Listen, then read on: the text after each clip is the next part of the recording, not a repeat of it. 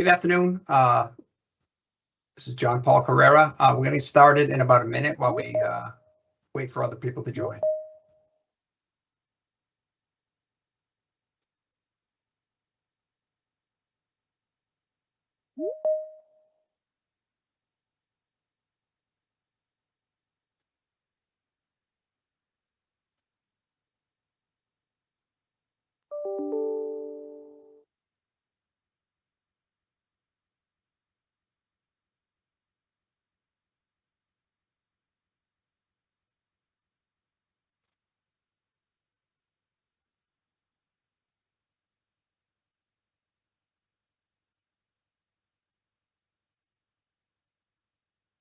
All right. Well, welcome to our Beyond Nursing presentation. We're going to talk to you today about careers in federal law enforcement as a potential career for you coming from your nursing background. Next slide.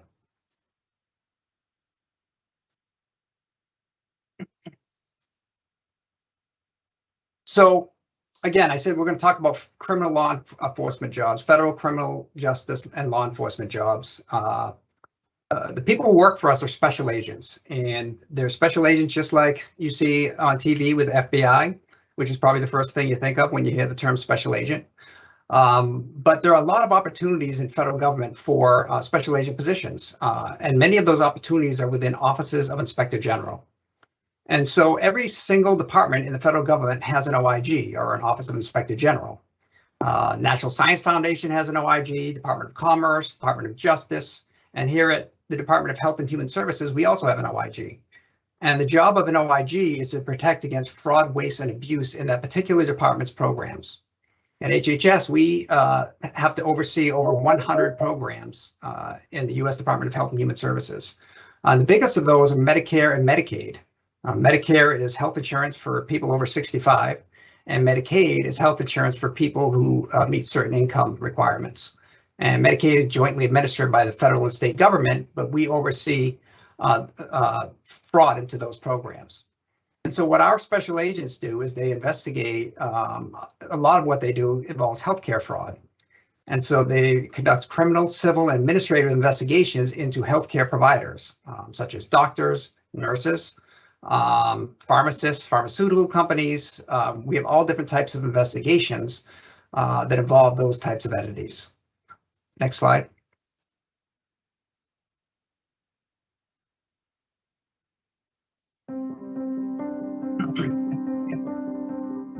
You should not have to worry about becoming a victim of healthcare fraud, waste, or abuse. That's why we're here, to make sure all of us are protected. We are on the ground, working tirelessly to hold bad actors accountable, detecting fraudulent activities in vital health and human services programs, and harnessing data to protect your tax dollars and ensure quality of care. We don't work for a bottom line.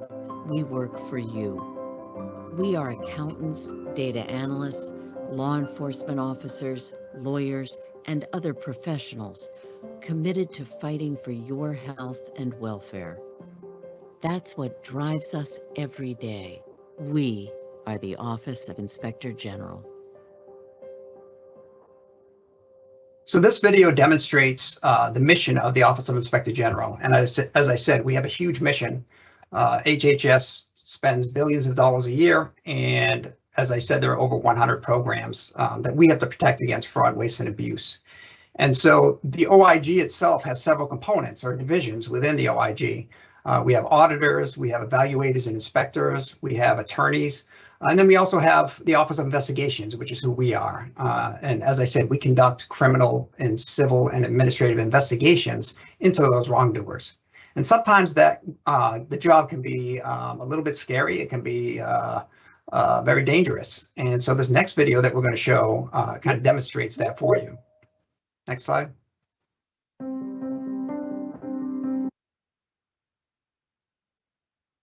Tonight, World News investigates Medicare fraud. We have learned that organized crime and foreign gangs are now taking your Medicare money.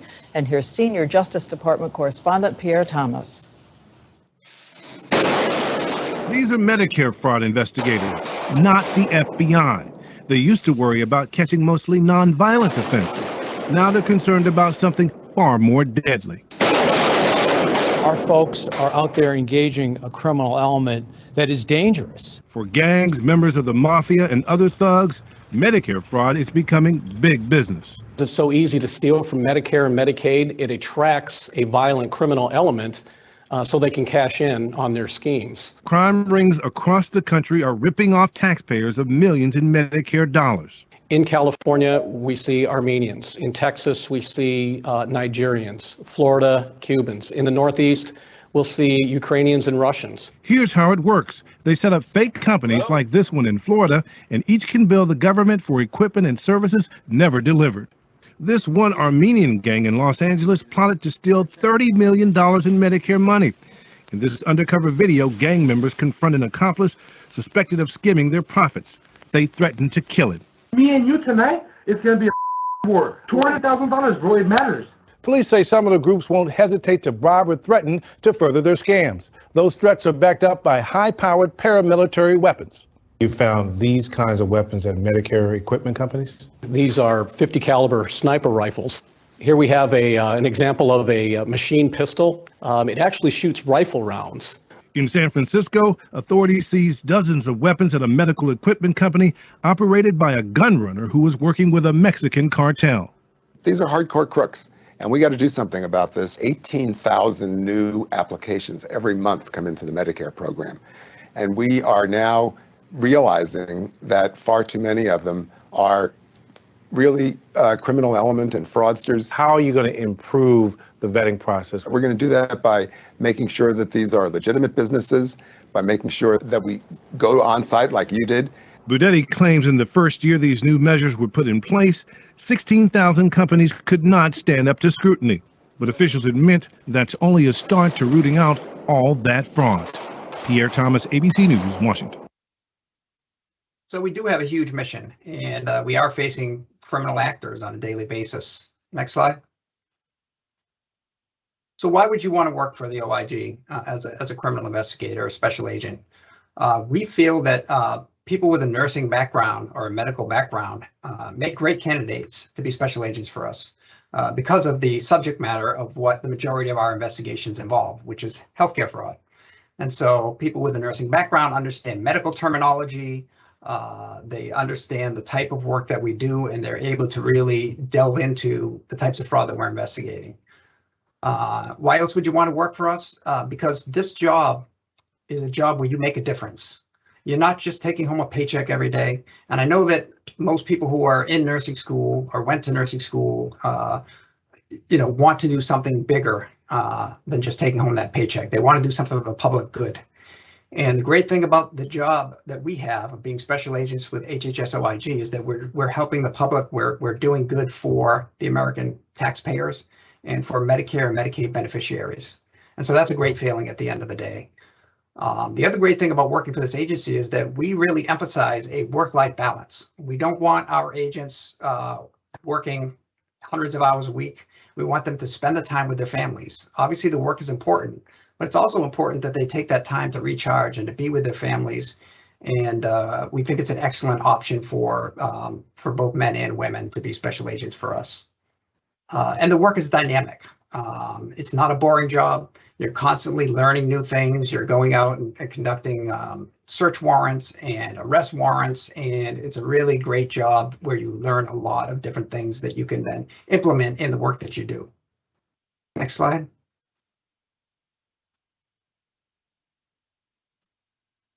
Now, we have a great diversity of background and experience in the agents that work for us.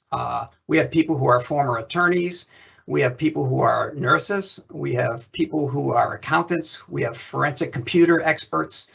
And we have people from all walks of life and all different cultural backgrounds as well. And all of those people bring a different perspective to the job. And so together, they make up a great team with which we can go at things from different angles and look at things from different perspectives. So we really appreciate the diversity that we have in our agents. Another thing about HHS-OIG is that as far as criminal justice agencies go, I would say that we have one of the highest percentages of women working for us. 151 out of 479 of our special agents, or 31.5%, are women. And we're very proud of that fact. And we hope to increase those numbers in the coming years. Next slide. So what is a day in the life of a special agent like? And the great thing about being a special agent is that no 2 days are the same. You can dictate what your day is like based on your casework, based on the work that you need to do. We don't have people who sit in offices all day. You're out conducting interviews to build cases and talk to witnesses. You're doing search warrants, arrest warrants. You can see on here, we do protection details, kind of like the Secret Service, where we protect the Secretary of Health and Human Services. You might be doing surveillance where you do a trash run, where you pick up someone's trash. You might be testifying in court. There are all different aspects of the job that you could be doing on a daily basis. So you'll never get bored in this job. Next slide. Now, we investigate healthcare fraud. So we're not like local or state police where we're using our use of force skills on a daily basis. So we've got to be well trained. And we have probably the best trained law enforcement personnel in government. And it all starts with our initial training that happens at the Federal Law Enforcement Training Center, which is a 12-week training program. We have a lot of classroom instruction where you learn about the 4th, 5th, and 6th Amendments, which are the amendments under which we operate as special agents. And you also do physical training. You learn how to fire a weapon. You get sprayed with pepper sprays so that you understand what that feels like if you have to spray someone or if it gets sprayed back on you. And then you have to pass all of these topics and these subjects in order to progress within your career. And then once you get out of the initial training, we have add-on training at HHS-OIG, where we train you for an additional 3 to 4 weeks. And even beyond that, we have quarterly training where you have to qualify with your firearm. You have to learn defensive tactics. You have to do emergency medical training. All of these things that we have to be well trained in because we don't use those skills on a daily basis. And we have to make sure that we're prepared if we ever come across a situation where we have to use our use of force skills. So we are very well trained and we take pride in that as well. Next slide. So what are some of the benefits of being a special agent in the government? One is that we are law enforcement, so we receive an additional 25% of base salary over regular federal employees. It's called LEAP, Law Enforcement Availability Pay. In addition, we have a better retirement program. Most people don't get an actual retirement plan. We do. So you will get a certain percentage of your high 3 years of salary when you retire based on your years in service. And you can retire if you have 20 years of service at your 50th birthday. We also have mandatory retirement at the age of 57. So what does that mean? Since we have mandatory retirement at 57 and you have to have 20 years of service, that means we can't hire you as a special agent after you've reached your 37th birthday. So we get a lot of 36-year-olds who apply for federal agent positions because they know that that's their last chance. And then finally, some other good benefits that we have is one of the tools that we give you is a government vehicle. And we pay for your gas and your parking because we are a mobile workforce and our agents are in the field conducting their investigations. And so that's one pretty nice aspect of the job where you don't have to pay for your own gas or parking while you're out conducting your investigations. So that's a very nice benefit as well. Next slide. Now, what do you get paid? So if you get hired as a special agent and you come in as a brand new employee, most federal employees would get paid, as you can see here in the green, as a GS-7 or Government Service 7, you would get paid $56,000 a year.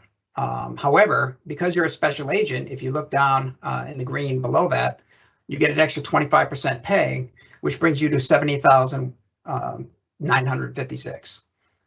So you progress from there, you get promoted every year, and you can see you go to a GS-9, 11, 12, and then eventually your journey levels are GS-13.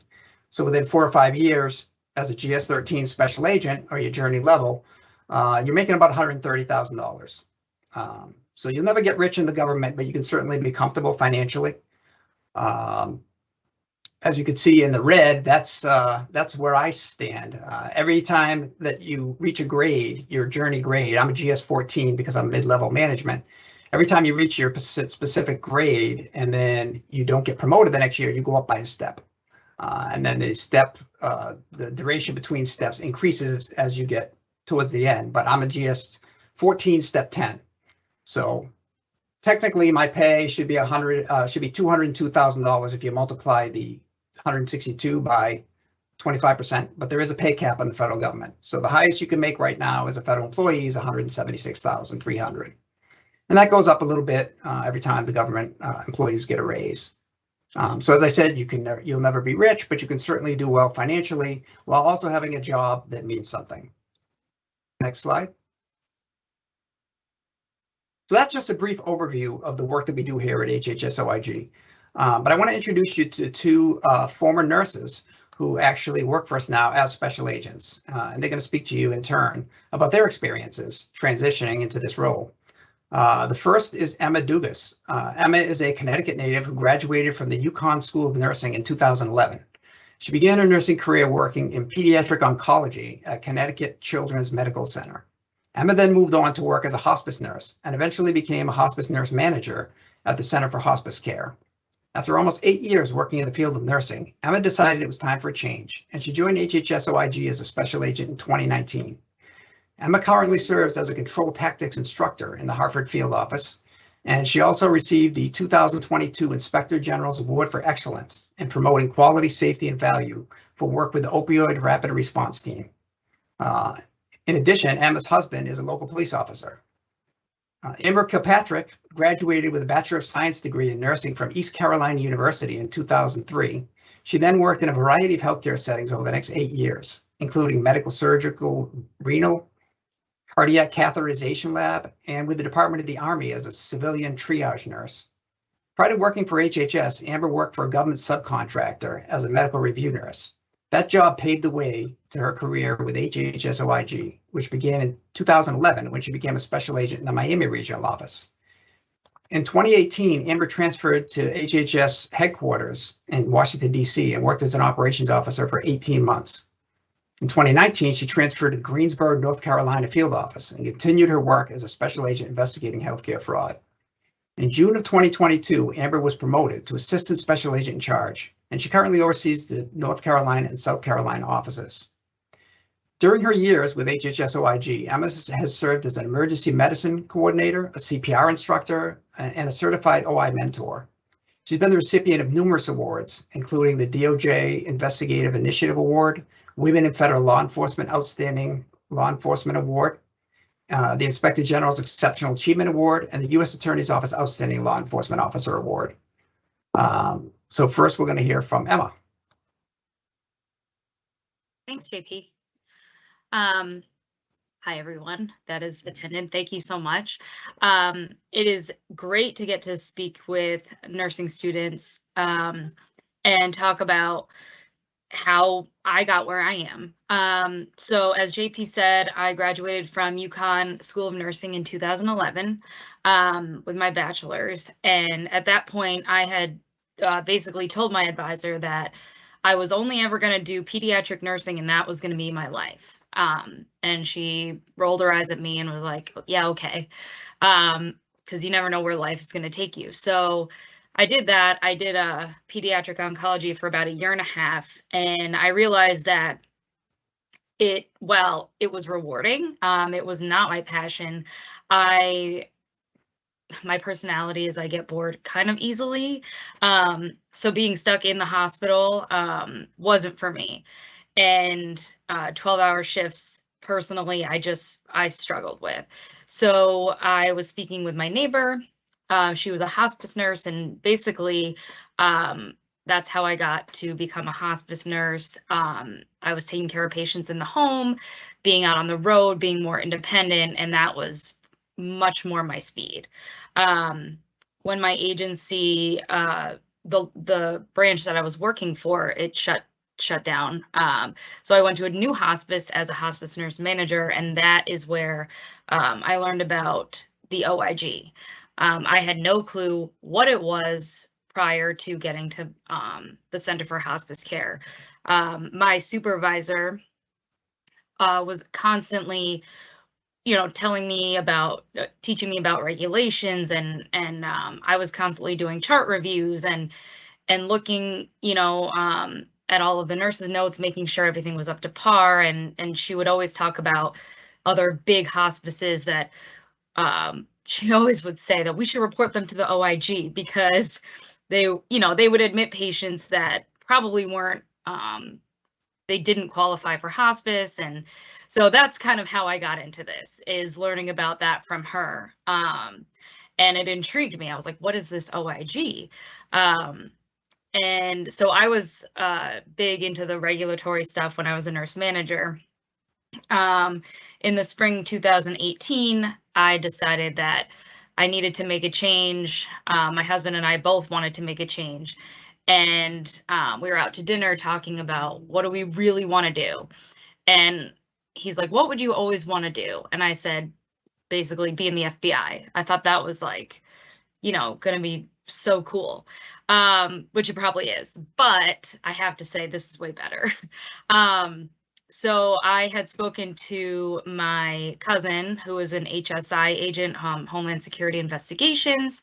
He basically put me in touch with my now boss, Christy, and she kind of talked to me all about it. She was a physical therapist, so she knew what it was like coming from the medical background. And then I was hired in late 2018. I started in January 2019. I basically was making an entire life change. Didn't know what the training was going to be like, if I could even survive it. And it turned out to be the best thing I have ever done in my whole life.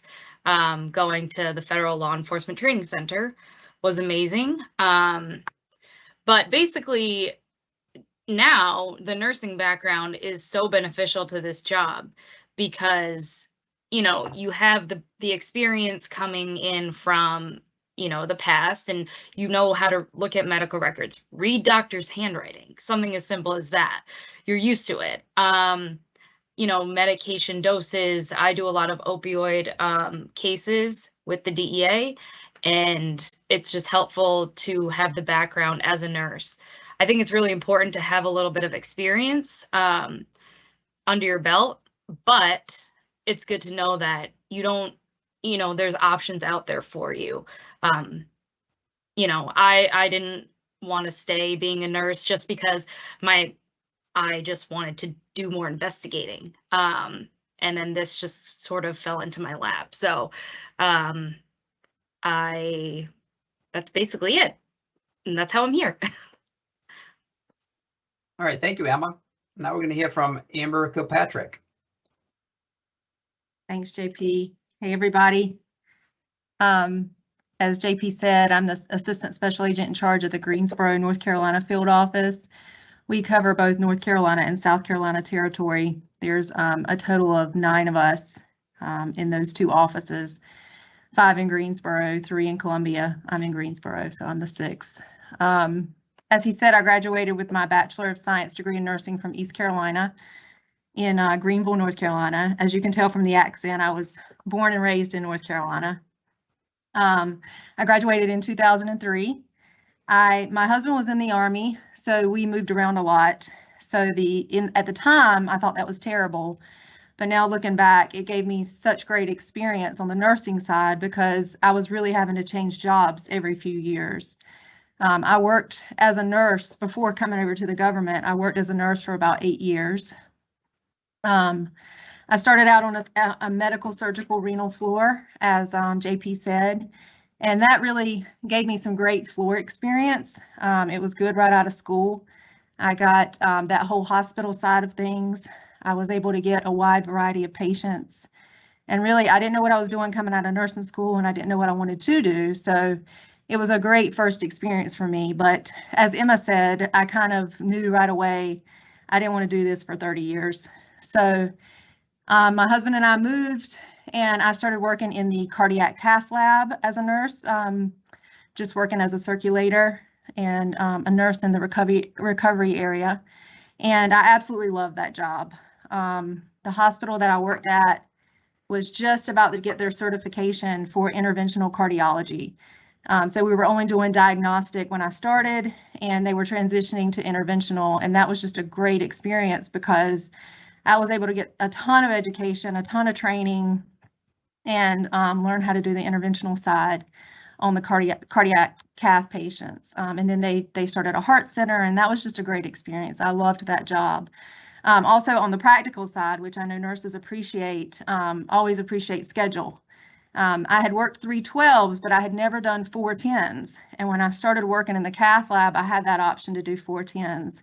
And I thought that was just the perfect balance. You could, you didn't get exhausted from your 12 hours, but you had those extra days off. So I loved the 4 10-hour shifts when I worked in the cath lab. Then after that, that is when I got my first government job working for the Army as a civilian nurse. And that was one of those jobs that I just don't think I ever even knew existed. That's not something you hear about when you're in school. But I actually heard about it through my husband. He was in the Army, and I applied, and I loved that job as well. That kind of gave me the government side of things. It was a little bit slower paced, a good schedule, more of like a 9-to-5 type job. And I loved that, and I probably would have stayed in it, but we ended up transitioning with my husband again and moving to Miami, Florida. And that's what really brought me to this job. I worked for the subcontractor for a short time doing medical review. We would review claims that were flagged as potentially fraudulent claims, and we would review the records either before or after they were paid and decide should they have been paid. Try to pick up on the fraud, waste, and abuse. You would look at the guidelines, the Medicare guidelines, and the local coverage determinations and decide if the claim should have been paid. And a lot of times just looking at the records alone would tell you so much. A lot of these fraudulent companies just don't know how to document. They just bill, and it's fraudulent billing, and they just don't have a lot of documentation to support it. So we would do that. We would also go out in the field and do interviews on sites, interview the providers. You would know so much just from walking into a facility if the facility was empty. They were billing a ton, but some of these facilities had nobody there, very few employees, no patients. So just showing up unannounced on these visits would tell us so much. And we would do interviews, and I just loved that side of it. I loved the investigative side. I loved picking up on the fraud, waste, and abuse. And, to me, we were saving the government money and trying to put money back in the trust fund. I just got a great deal of satisfaction out of that job. But I knew I wanted to get back in the government, the federal government. That was really good for me and my husband if we were going to move a lot. If you're going to be working at the same hospital for 30 years, then you can get retirement through that hospital. You can retire, you can keep your 401k. But for us, that just wasn't the situation. We were moving around a lot. So getting back in the government at least gave me that, like JP was saying, a great pension, great benefits. And if we had to move again, then that kind of transferred with me. So that was a big positive for me when we did that. So I applied for HHS-OIG. I heard that they were trying to hire, actually, Miami was actively looking for nurses or people with medical backgrounds. So I applied. I really didn't think I'd get it. I was incredibly nervous and didn't know that I would be qualified for it, but they gave me a chance. And that was in 2011. I started working in Miami, which was just an amazing experience. I worked there for 7 years as a special agent in Miami. And Miami is kind of fraud central. There's always a ton of fraud. That's where a lot of the fraud schemes start, and then they branch out and go to other areas of the country. So I just got to do a wide variety of cases. I got to work with other agencies. We were doing a lot of arrests, a lot of search warrants, that kind of things, which was all new to me, but it was exciting. It was rewarding. And I loved it. I loved Miami, and I loved the cases that we did down there. So from there, I applied for a headquarters position, which is an operations officer position for us up in DC. And those are temporary positions. You do them for a short time, and then you usually transition back out in the field. So I did that for 18 months, and then I was blessed enough to get back home to North Carolina. That's another great thing about our agency. You know, I requested to come back, and they were able to make that happen. So I'm back home now, close to family and where I grew up.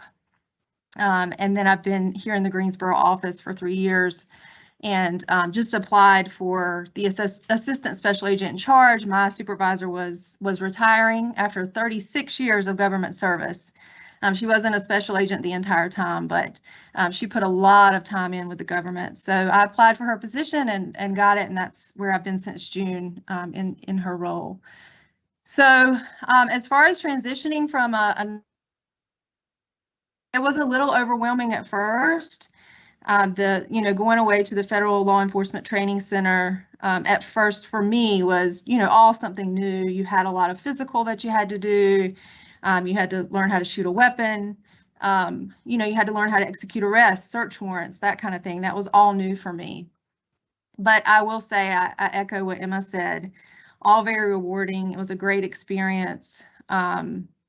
Once you power through that and you get through all your training, it is a lot of training that first year, but then you can kind of get back to your field office and start working cases and doing what you really love.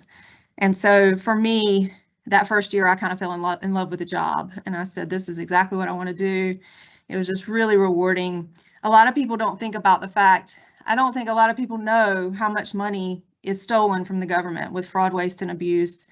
And for me, when I saw it, when I first started in Miami, when I saw how much money was just, being wasted, and that's really set aside for some of the most vulnerable in our population, Medicaid, those that are poor and can't afford, and then, our elderly. When I saw how much was being stolen and should be going towards their care, the disabled, so much of that money was just going out the door. So for me, being able to put that money back into the trust fund or stop it from going out the door in the first place was just really, really rewarding for me. Our cases sometimes take a long time. They're not always like 2 or 3 month cases. Sometimes they can take a year. They can take multiple years. It takes a while to build these cases up sometimes when they involve a lot of money and there's a lot going on. But at the end of the day, when you're able to save that money and put it back in the trust fund and know that no more is going to go out, I think for me, it was just really rewarding, and I just enjoy the job. Some positives about the job is just kind of what JP said. We have a pretty good schedule. As nurses, I feel like you have a lot of flexibility depending on where you work, just like I was saying with the 312s or the 410s. But here, I don't really have to work nights, weekends, holidays too often. It does come up sometimes that we have to do that depending on the mission requirements. But for me, as far as quality of life and family life goes, this was just a really good fit. So I think that's all I have to say. Thank you guys for what you do. And I know that if some of you have already been in nursing or been in the healthcare field, I know the last few years have been really challenging with COVID, and schedules are crazy, and I think healthcare workers are underappreciated. So I just want to encourage and say, if you get into nursing or you're already into nursing and there's something that, you don't like about it, or you're in a job that you don't like, or you get out and you're in a job that you don't like, there's so much you can do as a nurse. Don't let anybody tell you that you have to do one thing over another when you first come out, because you will hear that in school. So you can try it, and if it's something that you don't like and you're just absolutely miserable, there's just so much out there to do. So that would be my one takeaway is, just kind of experience everything that the nursing field has to offer. Open up your options, just like this. A lot of people don't even know this type of job exists. But nursing just can really open the door to so many opportunities. So that's all I have, JP. Thank you, Amber, and thank you, Emma. So today you've heard from just 2 of our over 500 amazing special agents who work for us, and they do a job that matters. And we really appreciate the efforts that they put forth on a daily basis to protect the American public and to protect our Medicare and Medicaid beneficiaries. We're coming, well, one thing I'd like to talk about is the culture here at OIG. I think you can tell a lot about a place of employment by the length of time that people work there. And right now, we've got people in our agency, we've got special agents who have been here for between 20 and 30 years. I myself started in 1998 working for this agency as a special agent, and it progressed throughout my career staying with this agency. And I think it really says a lot about the culture of a workplace when you have people that stay that long. And we, as I said before, we've got mandatory retirement at age 57. So I've got 2 years and 8 months before I have to retire, whether I want to or not. And we've got a lot of people in that position right now. So we're going to be coming up to a big hiring season in the next few years. We've got a lot of people who are going to be retiring, and we're going to need to replace that background and that knowledge base. And we think nurses are a great place to start. You guys have a great background. You've got a great work ethic. And we know you've endured a lot of hardships throughout your education and maybe even in your careers as nurses. And we want you to understand that there is just another option for you. And our goal here today was just kind of to present that option as something you might consider down the road. It might be something that just comes up where you're tired of what you're doing, or you just want to look for new opportunities. And it's just something to keep in the back of your mind. So the place that we announce our positions is on usajobs.gov, which is where all federal jobs are announced. If you do want more information about how to apply and where to apply, feel free to send me a message on Handshake or an email. All my information is on there on the invitation that you received to this presentation. I know we asked if anybody had any questions in the Q&A box. I don't see any now, but we'll open it up now if anybody has any questions for Emma or Amber.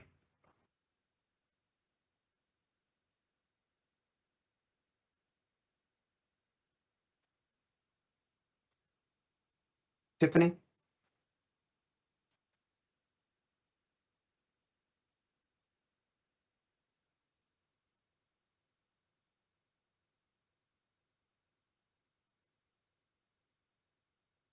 If you'd like to unmute yourself and ask your question, feel free.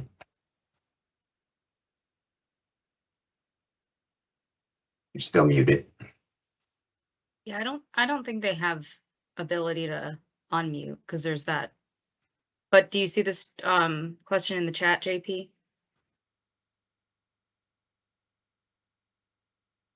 Okay, what were the initial physical requirements? I can answer that, JP. Okay. You want me to? Sure. So we do take a physical fitness test when you go for your federal law enforcement training center training. So we have there's a set of standards that you're given basically a chart based on your age. And there's a set of standards that you are expected to meet when you do that. There is some flexibility with it, and you also take it at the beginning and the end. So if you're a little bit behind, you feel like you want to make up some of your times or something by the end of it, you have some time to kind of get in shape and improve your times by the end of it.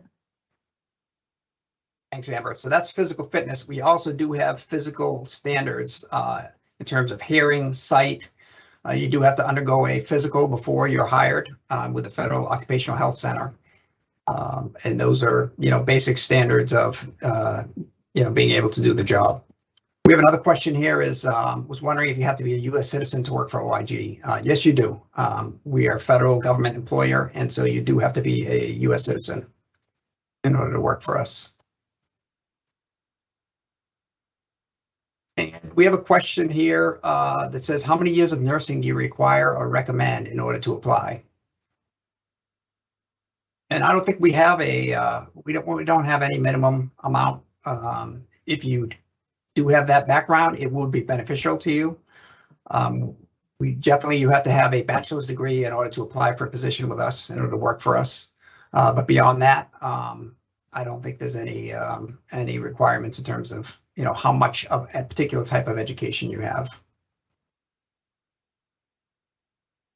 The next question is OIG work more shift-based like typical law enforcement jobs, or does it trend towards normal office hours? So we don't, usually you're not going to find a healthcare emergency at 2 a.m. like you would with a DEA agent.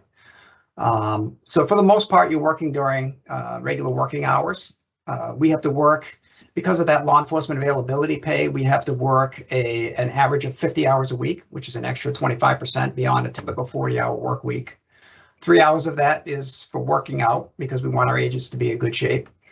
But as far as shift-based work, no, you can pick your own hours. We have a set of core hours that you have to be here. There may be times when you have to work on a weekend or at night if there's a search warrant going on, or if you have an arrest to make, or some other law enforcement operation, surveillance, for example. So your hours may fluctuate based on that, but most of the time that's controllable by you. So if you've got something going on a particular day, you can do your operation on a different day. So for the most part, you can control that information. The next question is, are you able to transfer to a different type of special agent, like going from health insurance fraud to something else that is healthcare related, to maybe even finance? So every OIG has its own mission. And at HHS-OIG, we do, for the most part, healthcare fraud. As I said, we have over 100 programs that we investigate, some of which are grant fraud related to HHS programs. So even within HHS-OIG, you can do cases that concentrate, say, on opioids, or maybe you're doing cases that are related to ketams, which are large lawsuits that are filed by insiders within big companies. So even within our agency, you could do things beyond just healthcare fraud. We also do child support enforcement. I had many of those cases earlier in my career. But then if you have a different subject matter that you're really interested in, once you're in the government, you can transfer it to a different agency that conducts those investigations. Like you mentioned, finance, maybe at FDIC, Federal Deposit Insurance Corporation, they have an OIG. So once you're in the federal government, you can definitely transfer between agencies if there's some other subject matter that's more to your liking. Emma and Amber, do you have anything you want to add to that? No, I just want to echo what you were saying, that it's not just healthcare fraud cases. Sometimes, I am not really that interested in those kinds of cases. Of course, I work them, but my favorite cases are, like I said before, the opioids. One of the agents in my office was even involved in a kidnapping case because it was a identity fraud because he was receiving Medicaid benefits. So it just kind of, you can work a whole bunch of different types of things. And the good thing about this agency, I mean, at least in our office, I'm sure it's like that in other regions as well. My supervisor, she really is, she wants you to work the cases that you want to work. Of course, you're going to get cases assigned to you, but she's really good about that. So there's a lot of different avenues. Thanks, Emma. The next question is, what type of legal background would you look for in addition to medical knowledge? Well, you don't necessarily have to have a legal background, because what happens is when you go down to the Federal Law Enforcement Training Center, during your 12-week program, you do a lot of classwork where you learn about the 4th, 5th, and 6th Amendments. And that's the basic knowledge that you need to have in order to be a special agent. And all the case law that comes under those amendments and how they're applied, use of force laws, etc. I'm an attorney, so that when I went to FLETC, Federal Law Enforcement Training Center, that was the easy part for me, the legal training, right? For some others, they may struggle with that and have to learn more. For me, the difficult part was learn how to fire a gun. I had never picked one up before I went to training. So everybody's going to have different things where they're going to excel and where they're going to need to learn new aspects of the job when they go down for their training. So there is no actual legal background that's required, but there are things that you will have to learn within the course of your training. This next question is, are there writing tests as well? We don't have writing tests, but there are written exams at the Federal Law Enforcement Training Center to show that you've learned the subject matter that will allow you to be a special agent. And if you don't pass those tests, you don't pass your training, and then you don't have a job. So there are definitely tests in that aspect of the job, but there are no actual writing tests as you enter the profession.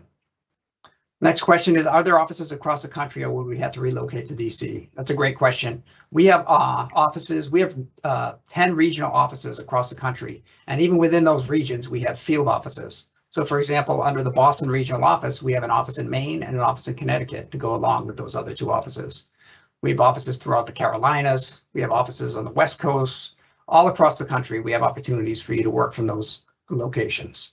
And the great thing is that if you want to apply for a supervisory position that's in another office, you could certainly do so. And we have people who have moved around the country in order to get promoted. So you have that opportunity. You don't have to move, but you do have the opportunity to move to other offices if you want to.